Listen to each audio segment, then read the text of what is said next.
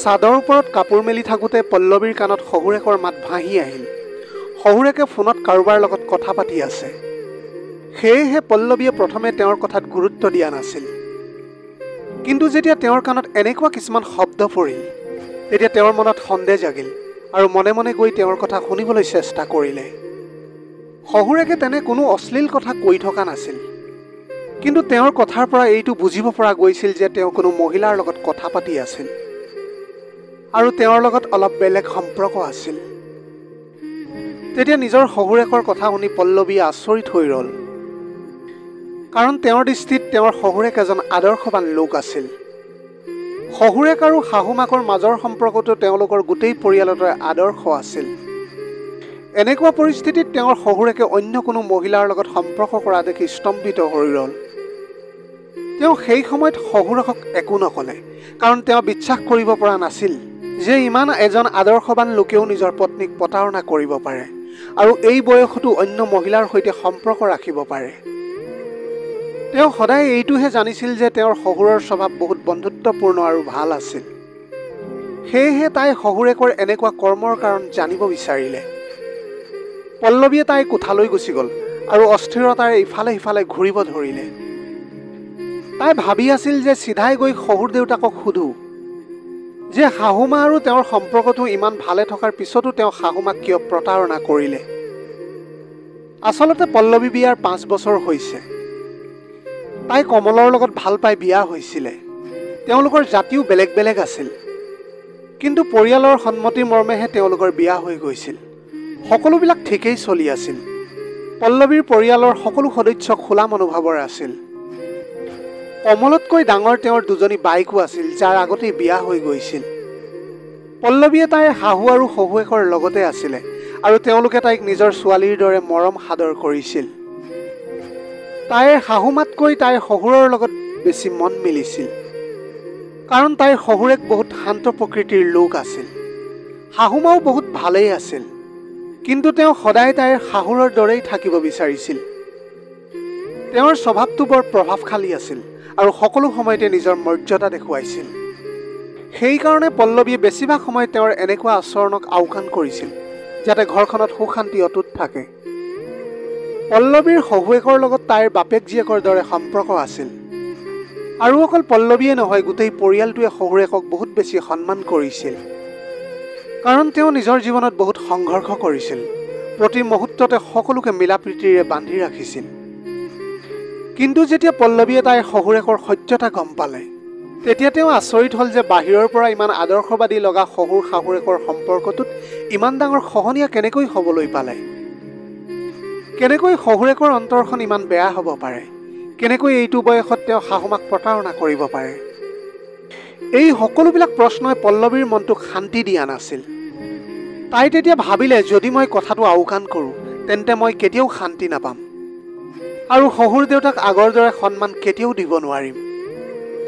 শাহুমাকো এতিয়া এই কথাটো কোৱা সম্ভৱ নহয়, কাৰণ তাইৰ শাহুৱেকে এনেও সকলো সময়তে নিজকে লৈ ব্যস্ত থাকে আৰু তেওঁ এতিয়া লগৰ বান্ধৱীসকলৰ লগত বাহিৰলৈ গৈছে। সেইকাৰণে পল্লৱীয়ে চিধাই শহুৰেকৰ কোঠালৈ গ'ল। সেইদিনা তেওঁৰ গা বেয়া আছিল, সেইকাৰণে তেওঁ নিজৰ কোঠাতে জিৰণি লৈ আছিল। যেতিয়া পল্লৱী কোঠাত সোমালে, তেতিয়াও তেওঁ ফোনতে কথা পাতি আছিল আৰু পল্লৱীক দেখাৰ লগে লগে তেওঁ খৰধৰকৈ ফোনটো কাটি দিলে। দেউতা, ফোনটো কিয় কাটি দিলে? কথা পাতক। নিজৰ মহিলা বান্ধৱীৰ লগতেতো কথা পাতি আছিলে ন। নিজৰ বোৱাৰীৰ মুখৰ পৰা এই কথা শুনি শহুৰেক আচৰিত হৈ গ'ল।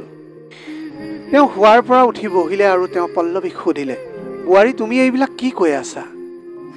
পল্লৱীয়ে ক'লে, দেউতা, মই আপোনাৰ সকলো কথা শুনিছোঁ। এতিয়া মোক কওক, তেওঁ কোন, যাৰ কাৰণে আপুনি মাক প্ৰতাৰণা কৰি আছে? ইমানখিনি শুনাৰ লগে লগে শহুৰেকে একদম থতমত খাই গ'ল আৰু একো ক'বই নোৱাৰিলে। তাৰপিছত পল্লৱীয়ে আকৌ সুধিলে, প্লিজ দেউতা, মোক কওক, তেওঁ কোন আৰু কি সম্পৰ্ক আছে আপোনালোকৰ মাজত? আপোনাৰ কি প্ৰয়োজন অন্য মহিলাৰ লগত কথা পতা বা সম্পৰ্ক ৰখা? মা আৰু আপোনাৰ সম্পৰ্কটোতো ভালেই আছে। এই বয়সত আপুনি তেওঁক প্ৰতাৰণা কৰি আছে। পল্লৱীৰ কথা শুনি শহুৰেকে ক'লে, বোৱাৰী, মই তোমাৰ লগত কেতিয়াবা এনেকুৱা কথা পাতিব লাগিব বুলি ভবাই নাছিলোঁ, কিন্তু যেতিয়া আজি তুমি গমেই পালা, তেন্তে গোটেই সত্যতাখিনি শুনি লোৱা। আজি এজন পিতৃয়ে নিজৰ বেদনাৰ কথা নিজৰ জীয়ৰীক শুনাই আছো। তুমি মাত্ৰ এজনী জীয়ৰী দৃষ্টিৰে ভাবিবা। ইমানখিনি কৈ শহুৰেকে পল্লৱীক নিজৰ দুখৰ কথা শুনাব ধৰিলে। তেওঁ ক'লে যে যেতিয়া আমাৰ বিয়া হৈছিল তেতিয়া আমাৰ ওচৰত ইমান টকা পইচা নাছিলে, আনকি নিজৰ বুলিবলৈ এটা ঘৰো নাছিলে। ভাড়া ঘৰত থকাৰ পৰা এই ডাঙৰ ঘৰটোলৈ অহালৈকে মই বহুত কষ্টত আৰু সংঘৰ্ষত দিন অতিবাহিত কৰি আহিছোঁ। আৰু এইটো কথাও ঠিক যে এই যাত্ৰাত তোমাৰ শাহুমাও মোৰ লগত আছিলে। তেওঁ বহুত ভালো হয়, কিন্তু তেওঁৰ তাত আগৰে পৰা এটা অভাৱ আছিলে। তেওঁ মোক কেতিয়াও বুজিবলৈ চেষ্টা নকৰিলে। মোৰ মনটোক জানিবলৈ বা মোৰ বিচাৰ পৰিকল্পনাক বহি শুনিবলৈ তেওঁৰ ওচৰত কেতিয়াও সময় নাছিলে। প্ৰথমতে মই তেওঁক বহুত বুজাইছিলোঁ যে পতি পত্নী এজনে সিজনৰ বহুত ভাল বন্ধুও হ'ব পাৰে, নিজৰ দুখ ভগাব পাৰে, সদায় একেলগে বহি ইজনে সিজনৰ লগত কথা পাতিব পাৰে। কিন্তু তেওঁৰ প্ৰথমৰ পৰা মোৰ মনটোক আওকাণ কৰিলে, মোৰ কথা কেতিয়াও বুজিবলৈ চেষ্টা নকৰিলে। সন্ধিয়া যেতিয়া ভাগৰি জুগৰি স্বামী ঘৰলৈ উভতে তেতিয়া সকলোৱে বিচাৰে যে তেওঁৰ পত্নীয়ে তেওঁৰ ওচৰত মৰমেৰে বহি তেওঁৰ লগত মিঠা মিঠা দুই এটা কথা পাতক। মোৰ মনত কি দুখ আছে মোৰ কথাখিনি শুনিবলৈ চেষ্টা কৰক। কিন্তু মোৰ পত্নীয়ে কেতিয়াও তেনেকুৱা নকৰিলে। তেওঁতো কথাৰ প্ৰতি গৌৰৱ দেখুৱাব বিচাৰিছিল। মোৰ পৰিয়ালৰ সন্মুখত নিজৰ স্বামীক তলত পেলাই কথা কৈছিল। এনেই তেওঁ মোক অপমান কৰা নাছিল যদিও মোক ভালকৈ সন্মানো কৰা নাছিল। তেওঁ প্ৰথমৰ পৰা এনেকুৱাই দেখাইছিল যেন তেওঁ এই ঘৰৰ সৰ্বেসৰ্বা আৰু মই একো নহয়। নাজানিছিলোঁ মই এয়া তেওঁৰ কেনেকুৱা স্বভাৱ। মই তেওঁক বহুতবাৰ মৰমেৰে বুজাইছিলোঁ যে তুমি এনেকুৱা নকৰিবা, মানুহে তোমাকেই পিছত হাঁহিব। কিন্তু তেওঁ বুজি নাপালে। তেওঁ সকলো সময়তে নিজকে গৌৰৱী দেখাই ভাল পাইছিল। সেইকাৰণে মই লাহে লাহে তেওঁক ক'বলৈ এৰিলোঁ, কাৰণ বেছিকৈ ক'লে কাজিয়াহে সৃষ্টি হয় আৰু মাক দেউতাকৰ কাজিয়াৰ পৰা সন্তানৰ ওপৰত বেয়া প্ৰভাৱ পৰে। সেয়েহে মনে মনে থকাটোৱেই মোৰ বাবে সকলোতকৈ ভাল বিকল্প বুলি মই ভাবিলোঁ। মই মোৰ গোটেই জীৱন অকল পইচাৰ উপাৰ্জনত গুৰুত্ব দিলোঁ আৰু তেনেকৈ মই সফলো হ'লোঁ। কিন্তু যিমানে পইচা আহিবলৈ ধৰিলে তোমাৰ শাহুমাৰ চখো বাঢ়ি গৈ থাকিল। তেওঁ তেতিয়া ক্লাব জইন কৰিলে আৰু নতুন নতুন বান্ধৱীও বনালে। ঘূৰা ফুৰা, পিকনিক পাৰ্টি সকলোবিলাকে তেওঁৰ জীৱনৰ গুৰুত্বপূৰ্ণ অংশ হৈ পৰিল। ইমান অবাবত পইচা খৰচ কৰাটো মই ভাল পোৱা নাছিলোঁ। কিন্তু কৰোঁ কি, কাক কওঁ? লাহে লাহে মোৰ মনটোৱে অকলশৰীয়া অনুভৱ কৰিবলৈ ধৰিলে। আমাৰ দুয়োৰে মাজত বহুত দূৰত্ব বাঢ়ি আহিল, যিটো তেওঁ কেতিয়াও অনুভৱেই নকৰিলে। মাজনী যেতিয়া মানুহে বুজাবুজিৰ মাজেৰে চলি থাকে আৰু তেতিয়া যদি তেওঁ কিবা বিকল্প বিচাৰি পায় তেতিয়া তেওঁ সদায় দুৰ্বল হৈ যায়। মোৰ লগতো তেনেকুৱাই হ'ল। ময়ো বুজাবুজিৰ জীৱন কটাই আছিলোঁ, কিন্তু মই এই মহিলা বান্ধৱীৰ ৰূপত এটা বিকল্প পাই গ'লোঁ, যাৰ লগত মই নিজৰ সুখ দুখ ভগাব পাৰিছিলোঁ। তেওঁৰ লগতো এইটোৱেই হৈছিল যিটো মোৰ লগত হৈছিল। তেওঁকো তেওঁৰ স্বামীয়ে অৱহেলা কৰিছিল।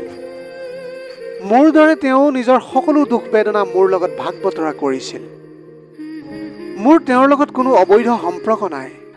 যেনেকৈ তোমাৰ বন্ধু বান্ধৱী আছে, ঠিক তেনেকুৱাই তেওঁ মোৰ এজনী বান্ধৱী, যাৰ লগত মই মোৰ সকলো মনৰ কথা ক'ব পাৰোঁ। আমাৰ মাত্ৰ মনৰহে সম্পৰ্ক আছিল। আমি দুয়োৰে ইজনে সিজনৰ লগত মনৰ কথা পাতোঁ আৰু মনটোক পাতল কৰোঁ। আমি কাৰো লোকচান কৰা নাই আৰু কাৰো অন্যায়ো কৰা নাই। মই তেওঁৰ লগত কথা পাতি শান্তি পাওঁ। যিটো কথা তোমাৰ শাহুৱে আজিলৈকে বুজি নাপালে সেই কথাটো তেওঁ বুজি পায়। ইমানেই মোৰ ভুল। এতিয়া তুমি মোক যি শাস্তি দিব বিচৰা দিব পাৰা। নিজৰ শহুৰৰ গোটেই জীৱন কাহিনী শুনাৰ পিছত পল্লৱীয়ে মুখেৰে একো মাতিব পৰা নাছিল। তাইৰ যেন চকু মেল খাই গ'ল, কাৰণ আজি তেওঁ শহুৰৰ জৰিয়তে জীৱনৰ সিটো ফালো দেখা পালে। আজি তেওঁৰ কথাই তাইক জীৱনৰ সত্যতা অৱগত কৰালে। তাইৰ আজি এনেকুৱা লাগিলে প্ৰতিজন ব্যক্তিকে এনেকুৱা জীৱনসংগীৰ প্ৰয়োজন, যিয়ে অকল শৰীৰে নহয় মনেৰেও তেওঁৰ লগত থাকে, যাৰ লগত তেওঁ নিজৰ দুখ সুখৰ কথা পাতিব পাৰে, নিজৰ দুখভাগী হয়। যদি সকলো পত্নীয়ে ইজনে সিজনৰ মনৰ কথা বুজি পায়, ইজনে সিজনৰ দুখ কষ্ট বুজি পায়, তেন্তে সমাজত এনেকুৱা একোৱেই নাথাকিব। শহুৰেকৰ দুখৰ কথা শুনাৰ পিছত পল্লৱীৰ মনটো বহুতখিনিয়ে ভাল লাগি গ'ল।